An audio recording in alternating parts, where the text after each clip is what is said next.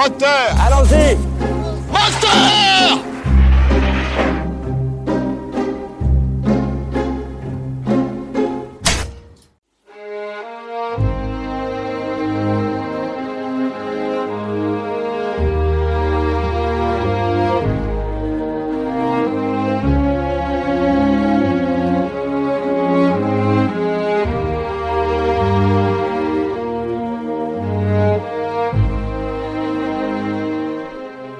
Oui, voilà une musique peut-être que vous ne connaissez pas, mais c'est pas grave. Je vais vous parler d'un film qu'il faut absolument connaître parce que il n'est plus sur les écrans, mais vous pouvez le trouver en DVD et vraiment, ça vaut le détour, ou même dans toutes les cinémathèques. Il s'agit d'un film iranien, Le diable n'existe pas, un film de Mohammad Rasoulov. Alors c'est un film de 2020. Rasoulov est iranien, donc je vous le disais à l'instant, il a une 50aine d'années, et évidemment, comme beaucoup de réalisateurs de talent dans son pays, il n'est pas très bien le très bienvenu, il est un peu comme Jafar Panahi, c'est-à-dire qu'ils sont accusés de critiquer la République islamique de l'Iran. Ah, c'est pas bien ça. Bon, alors, donc, le film, Le diable n'existe pas, a été tourné, malgré tout, dans la clandestinité.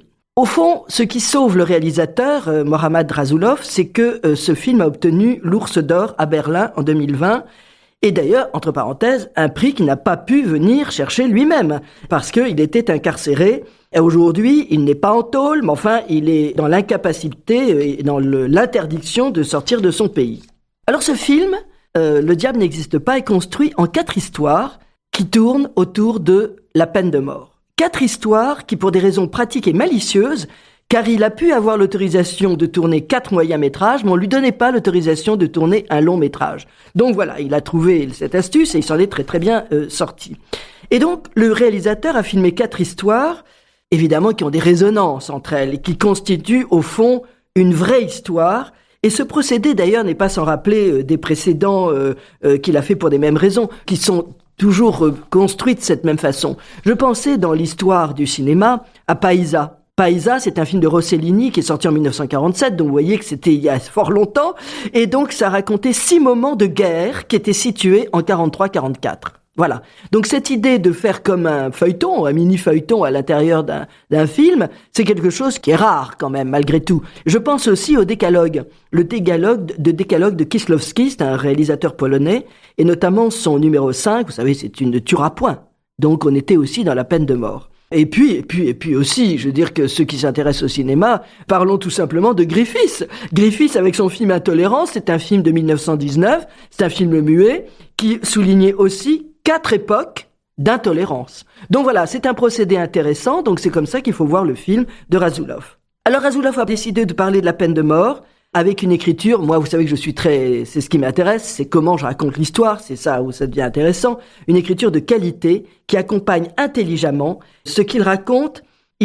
Comment est-ce qu'il peut faire ? Eh bien, il va jouer, pour pas que son film soit manichéen, parce qu'il n'y a pas pire, il joue sur les ombres, sur les lumières, et mine de rien, il dit tout sur la société iranienne et ses lois. Et alors, l'intérêt d'avoir une écriture intelligente, c'est que, on va dire que le gouvernement islamique, qui a peut-être un peu le front un peu bas, enfin, en tout cas, il y a des choses comme ça qui lui échappent. C'est pour ça que quelquefois, les films passent quand même, malgré tout, on arrive à les sortir, évidemment. Et donc, à ces récits se mêle du suspense. Parce que c'est ça aussi qui est intéressant, faut pas non plus emmerder le peuple. Hein. Donc, ça veut dire qu'il y a du suspense, il y a de l'émotion, et l'environnement aussi prend sa part et participe au récit. Donc, vous l'avez compris, dans ce film, on va avoir ces thèmes suivants, la vie, la mort, la fuite. Ce sont les motifs, ou les mobiles, des actions des protagonistes de ces fameuses 4 histoires. D'ailleurs, on peut penser que la seconde et la 4e se répondent, vraisemblablement. Alors, voyons un peu l'habileté du réalisateur avec la première image. Comme toujours, je répète que 100 fois, je l'ai dit 100 fois, peut-être même 300 fois, 500 fois, que ce qui raconte le film, c'est pas l'histoire d'un type qui conduit une voiture. On n'en a rien à foutre. C'est là comment le réalisateur a filmé cet homme qui conduit cette voiture. Et là, tout d'un coup, vous avez le sens de la narration. Donc, c'est ce que fait Rasoulov. Ça commence dans un parking souterrain, très sombre. Des hommes portent un énorme sac qui est placé dans une voiture. De quoi s'agit-il ? On n'en sait rien. Tout est possible. Ça peut être un homme, ça peut être n'importe quoi. Bien.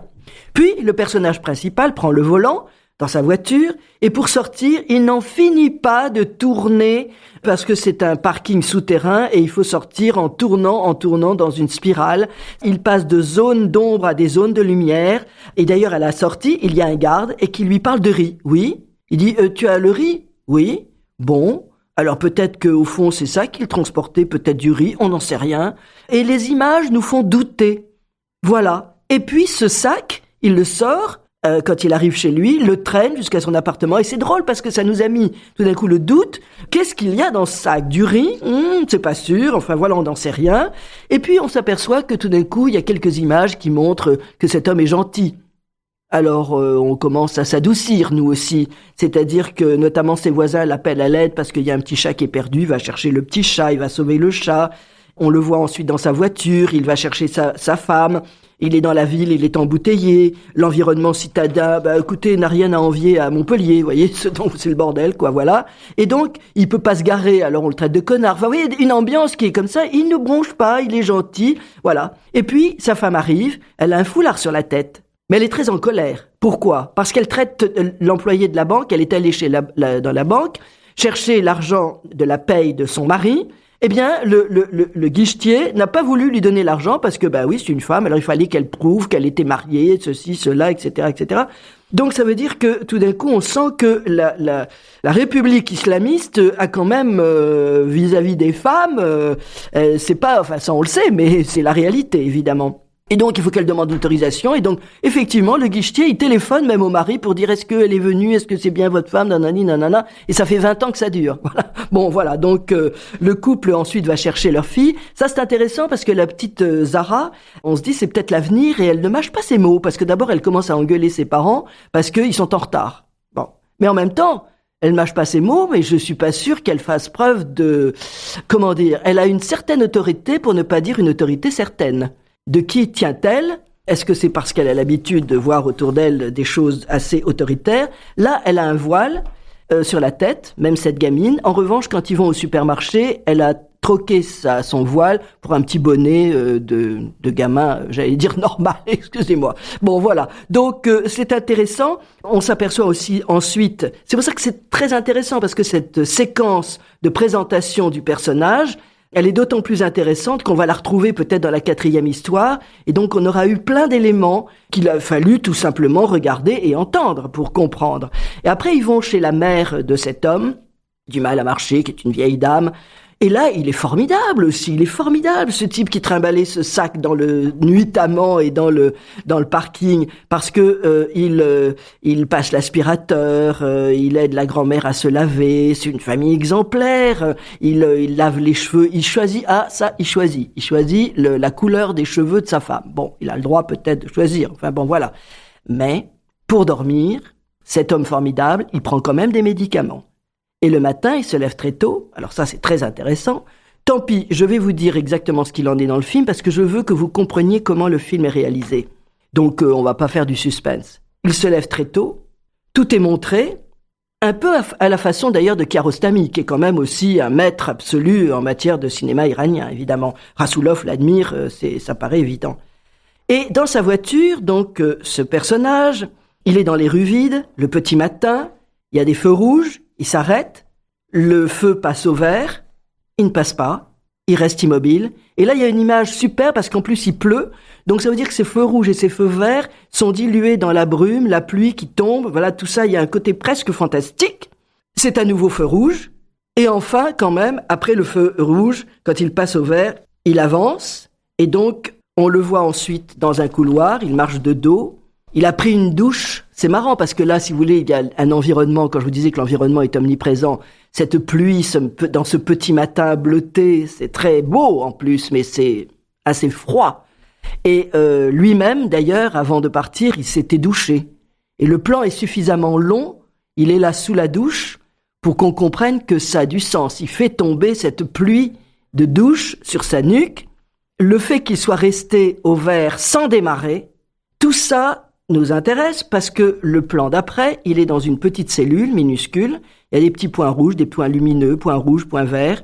Et tout d'un coup, donc ça s'allume, ça s'éteint, il regarde, voilà. Et puis, on lui fait signe qu'il faut appuyer. Et là, il y a un gros bouton sur lequel il appuie.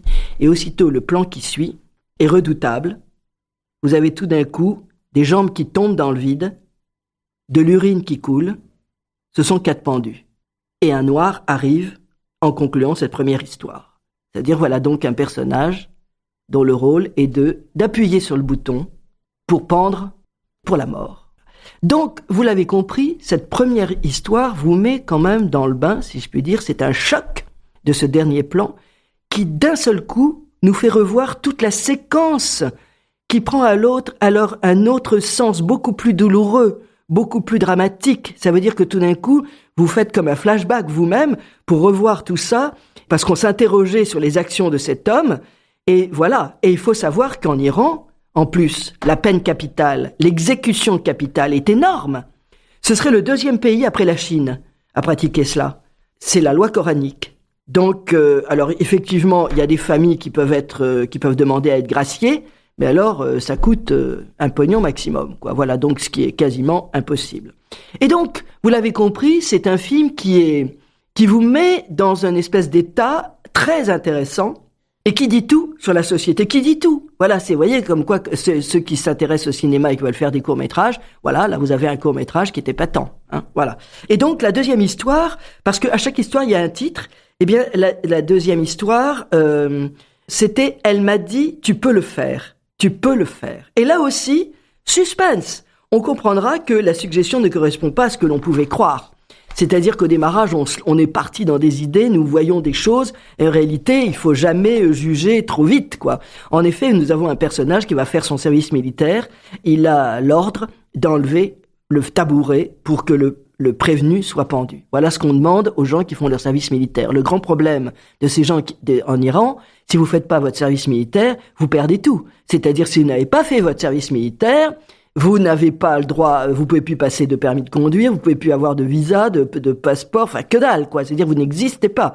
Donc il y a l'obligation de faire le service militaire et on vous demande de faire des choses épouvantables. Alors évidemment, on le verra dans la 3e histoire, on a le choix. Peut-être au péril de sa vie, évidemment. Et donc, il est là avec ses amis dans une cellule d'un dortoir. On lui a demandé d'aller enlever le tabouret. Ben évidemment, il est là, il pleure. Alors on se dit, oh là là, c'est un peu triste, quoi, de voir cet homme. Tous les autres se moquent un peu de lui, enfin, etc. Il dit, mais t'as qu'à le faire. Et il téléphone. Ça veut dire qu'il a donc quelqu'un off, et c'est son ami. C'est une voix off, voilà. Et lui, on l'entend en première partie qui dit, mais non, je ne peux pas, j'ai peur. Mais on ne sait pas, vous voyez, on ne sait pas. De quoi parle-t-elle? Eh bien, nous le verrons après. C'est qu'en réalité, il va passer lui aussi par des zones d'ombre et de lumière, jusqu'au moment où il va avoir un déclic. Il est là avec son prisonnier qu'il va pendre, puisque s'il en a l'ordre, et il va finir par s'enfuir. Voilà. Là encore, je ne divulgue rien, parce que ça n'a pas d'importance. C'est la façon dont c'est filmé que ça devient intéressant. Et donc là, c'est porté. Alors là, c'est très intéressant, parce qu'il y a une musique rythmée exceptionnelle. C'est-à-dire que le fugitif va courir. Il y a un travelling qui le suit de la droite vers la gauche, et il sera passé par de nombreuses portes qu'il ouvre, qu'il referme, et c'est tout d'un coup, ça montre cet homme qui était en train de se plaindre, qui pleurait parce qu'il voulait pas, mais on savait pas quoi faire. Eh bien là, il va montrer un courage, une lucidité absolument exceptionnelle. C'est ça, le courage. Voilà, le courage, c'est l'élégance devant l'infortune. Et donc, il va passer la campagne, la ville, pour arriver devant une voiture avec des phares allumés. Et dedans, il y aura quoi? La fiancée. Et la fiancée, c'était elle qui était off et qui lui avait dit, tu peux le faire. Et en effet, elle l'a fait. Donc, ça veut dire que là aussi, dès le 2e film, vous comprenez le pouvoir des femmes. Le pouvoir des femmes et l'importance qu'elles ont, parce que c'est peut-être elles, espérons-le, qui feront peut-être bouger les choses. Voilà, et donc il y a une grande rencontre, embrassade, et là c'est bien, c'est très iranien, parce qu'au moment où précis, ils courent l'un vers l'autre, vous voyez, ça c'est un homme et une femme, tagadi badam, badadi dadam, bon mais là, tout d'un coup, nous, les Iraniens, qu'est-ce qu'ils font? Ils font passer un grand train qui passe devant, et donc nous verrons pas l'embrassade, ah bah non, c'est interdit évidemment. Et là, ils rentrent tous les deux dans leur voiture, c'est comme un microcosme, une espèce de petite maison, un petit cocon familial, et là, alors là, c'est très étonnant, parce qu'on entend quoi? La chanson de Bella Ciao. Bella Ciao, tu sais, ce chant de révolte italien, révolutionnaire, des résistants qui résistaient contre les troupes allemandes. Donc ça, c'est très amusant, et c'est une musique d'ailleurs qu'on retrouvera, un chant qui sera repris dans la dernière histoire du film de Razulov, et ça crée un lien entre les deux histoires, c'est-à-dire que cet homme qui a réussi à fuir aidé moralement en tout cas par sa fiancée, eh bien ça va être beaucoup plus compliqué que ça, parce que là je vous raconterai pas la fin de l'histoire parce qu'il faut que vous voyez le film. Donc dans la quatrième histoire, vous comprendrez que quand on choisit de sa liberté, c'est pas toujours aussi simple, évidemment, mais c'est une très très belle histoire. Voilà, donc on constatera d'ailleurs que le pouvoir des femmes, c'est dit élégamment, est très grand. Ce sont des femmes qui luttent, on le voit encore aujourd'hui, qui résistent, qui enlèvent leur voile, si vous voyez ce que je veux dire, et elles s'imposent avec un courage à nul autre pareil. Donc j'en profite aussi pour les saluer. Voilà, je trouve que quand je vois en France que je croise des femmes avec des voiles, et que je vois que ces Iraniennes se sont tuées parce qu'elles ne veulent pas mettre le voile, je m'interroge, voilà. Et donc, on s'aperçoit aussi que le réalisateur a donné des prénoms à ces femmes qui parlent de leur personnalité. Par exemple, dans la deuxième histoire, cette femme qui aide moralement cet homme, son fiancé, à fuir, elle s'appelle Paminé, je sais pas, là, je parle pas iranien, je m'excuse. Ça veut dire force. Eh bien, en effet, c'est une force de persuasion. Tu peux le faire, et il a réussi à le faire, évidemment. Et dans la troisième histoire, dont je vais pas vous parler ici, mais la jeune fille, c'est un anniversaire, elle a un prénom qui pourrait se traduire par l'amante, parce qu'en effet, c'est quelqu'un qui va être partagé entre un homme, un instituteur qu'elle aimait beaucoup, mais qui va être tué. Et donc, effectivement, je vous laisse le suspense pour la troisième et la quatrième histoire, mais je vous assure que c'est un film à revoir. Je vous le redis, c'est Le diable n'existe pas. Ça, la question se pose, hein. C'est pas une affirmation. Merci Pierre-Jean.